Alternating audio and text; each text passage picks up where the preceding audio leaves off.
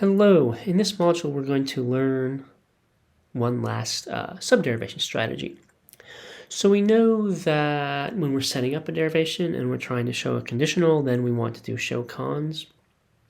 And in general, whenever we introduce a show line where we're trying to show a conditional, then it's often going to be a good idea shortly thereafter, after we assume CD, to then try to show the consequent, because once we've shown the consequent, then we can box and cancel the conditional, and when we enter that subderivation of showing the consequent, then we get to make a new assumption. So we have that show cons strategy, and then we also have our show unneg strategy. When we have a negation of something, that's a negation of a complex sentence, so in particular a negation of a conditional or a conjunction, then we might try to show the unnegation of it to show the conditional or the conjunction. Why? Well, on the one hand, we don't have any rules that we can apply to that negation of a complex sentence. And on the other hand, if we get the unnegation, then we can apply ID. So those are our two major subderivations. And we're going to learn one more subderivation strategy in this module. And so I'm going to do some derivation examples to show in what situations we would use this subderivation strategy. And as we'll see, it's going to be called, as these problem names suggest, show ant. So this is an old problem, and looks familiar. We don't need any new subderivation strategies to complete this problem. We don't need any subderivations at all. But what I want, just redid this problem to remind you that if you have if P then Q, and you also have if Q then R, you can get P then R. Right? So from the conditional is transitive. So we're just going to want to remember that as we're proceeding. It'll help us with some of our examples. Okay, and here's actually another problem that might look pretty familiar. And at this point, right, we would say, assume ID, right, because we're used to making assumptions. In this case, though, for this example, I'm just going to ignore that because it's unnecessary. When we look at this problem, we think, well, boy, it would be nice if we could get S. And hey, here's a conditional whose consequent is S. So if we could get the antecedent, then we could do modus ponens. Well, we can get the antecedent because we can put P and Q together to form P and Q, and we'll apply modus ponens. And there we go. Again, pretty straightforward derivation. But what this illustrates, right, is that sometimes we have a conditional and we want to use the conditional, but we're not in a position to. But hey, if we get the antecedent, then we can do modus ponens and we'll move the derivation forward, and perhaps quickly or perhaps not, but in any case move the derivation forward, getting us closer to the point where we get the P and Q, and then that lets us apply modus ponens, and hey, in this case, then the derivation is done. Okay, let's look at now a problem where we're actually going to use this new strategy, subderivation strategy. So again, in this case, we could complete this problem using assume ID and getting a contradiction, but I want to not do that because I want to show a different way to deal with this problem. So if we look at this, we say, hey, we've got a conditional 1, P arrow Q, conditional 2, Q arrow R, and then conditional 3, which is if P arrow R, then S. So we want to think about this, and we think, well, look, if we could get S, we could apply direct derivation. And so if we could do modus ponens with this, we would get S, and that would be great because then we could complete the derivation with direct derivation.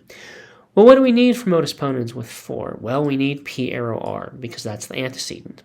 Well, as we just saw a little bit ago, right, we can get from these two, P arrow Q and Q arrow R, to P arrow R. Right? From these two, we know that this follows, and if we could get it, then we can apply modus ponens to get S, and we should be able to get P arrow R because it follows from 2 and 3. So how would we do that? We don't have any rules that apply to this. We didn't make an assumption here, but that's not going to help us get from these two to this, to P arrow R. So what are we going to do? Well, we could do a subderivation. We could say show P arrow R. We can write whatever subderivation we want. So we could just say, let's show it. And we can make a conditional assumption. We get P, and oh, look, now it's going to be easy because we can put together P with line 2, giving us Q, put together Q with line 3, giving us R, R being the consequent of line 3, of line 5, we'll say CD. And now we can apply modus ponens to 4 and 5. Whoops. That's not where we want that at all. That's better. And we get S, right? Because this is the antecedent of that. And then we're done. So what happened here? We wanted to do modus ponens with this conditional. We couldn't because we didn't have the antecedent. In the previous problem, where we had P and also IQ, we put them together to get P into Q, and then let's remind ourselves actually just what that looked like. Right, we had P and Q, and we put them together to get the antecedent. The problem we just did, this one, is almost exactly the same, except, right, in this sense, when we look at it at this level, they're almost the same. We have different premises, and this big conditional is different, but in both cases, we use these two premises or those two premises to get the antecedent, and then we apply modus ponens and get our conclusion. The difference is that here we're able to use an inference rule to get the antecedent, whereas here, to get the antecedent from those two, we have to do a subderivation. And that's our new subderivation, in fact. We're going to have a new subderivation that we're going to call show ant. We say show ant of 4. So we're saying I want to show the antecedent of line 4. And we have to say 4, we have to put in that line number. If we just say show ant, then the computer's going to ask, say reference needed. The reason we need a reference is we need to say which line do we want to show the antecedent of, right? Of line 2, of line 3, of line 4, and we say line 4 because 4 is the conditional that we want to use to get us S to give us the conclusion. So we say show ant, and then we need to say, just like with show one neg, we have to put in that line number. And then we do the subderivation.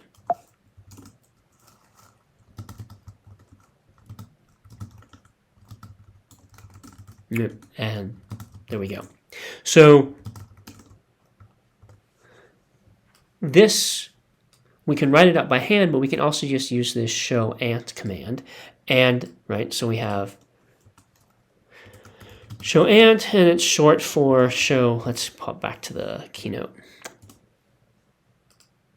We have show ant, and it's short for show antecedent. When do we use it? If we have a conditional, right? With show cons, we have a strategy if we're trying to show a conditional.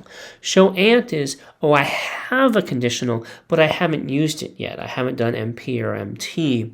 Okay, well then let me try to show the antecedent, because once I do, then I can do modus ponens with what I've just shown and that old conditional. This is the least desirable subderivation.